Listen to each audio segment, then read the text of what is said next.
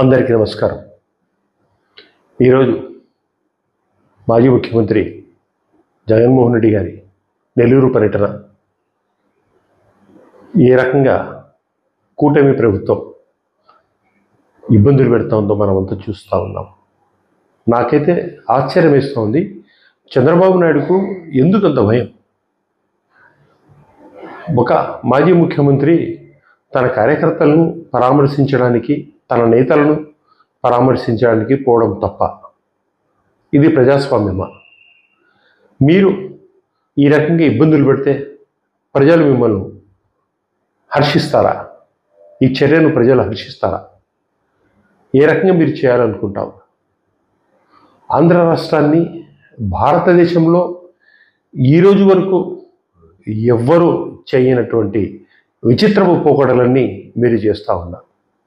ఒక నాయకుడు ప్రజల దగ్గరికి వెళ్ళి వాళ్ళ కష్టాలను చూడాలనుకుంటే ఆంక్షలు విధిస్తారా? మీరు ప్రజలను ఆపాలనుకుంటే ఆపగలుగుతారా? మీతో అవుతుందా?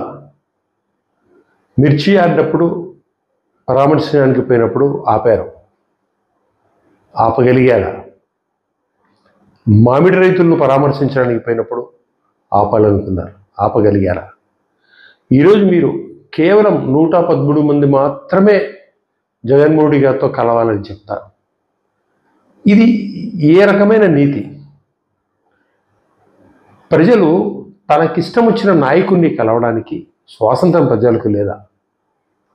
ప్రజలు ఖచ్చితంగా తన నాయకునికి పోయి తన కష్టాలు చెప్పుకునే అవకాశం మీరు ప్రజలకు ఇవ్వరా?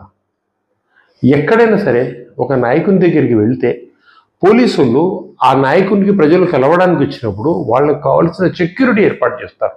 చిన్న ఎగ్జాంపుల్ చెప్తాను. ఒక సినిమా హీరో ఒక షాపింగ్ మాల్ ఓపెనింగ్ చేయడానికి వస్తాడు. అక్కడ కూడా ఆ షాపింగ్ మాల్ ఓపెనింగ్ ప్రజలందరూ ఆ హీరోని చూడడానికి వస్తారు. అక్కడ కూడా మీరేం చేస్తారు? పోలీసు వాళ్ళు వచ్చి ప్రజలు తోసుపులాట జరగకుండా వాళ్ళకి సెక్యూరిటీగా ప్రజలకు సెక్యూరిటీగా పోలీసు వాళ్ళు నిలబడతారు. ఆశ్చర్యకరంగా మీరు ప్రజలను రానివ్వకుండా చేస్తారు.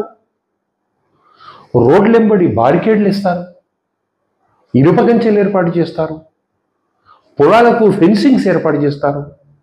ఎంత దుర్మార్గమైన చర్యలు చేస్తూ ఉన్నారు. లాస్ట్కు పొలాలెంబడి వస్తారని చెప్పేసి అక్కడ జేసీబీలతో గుంటలు తీస్తారా? ఏం ప్రజాస్వామ్యం అండి? ఈ రకంగా మీరు ప్రజలు పరిపాలిస్తారా?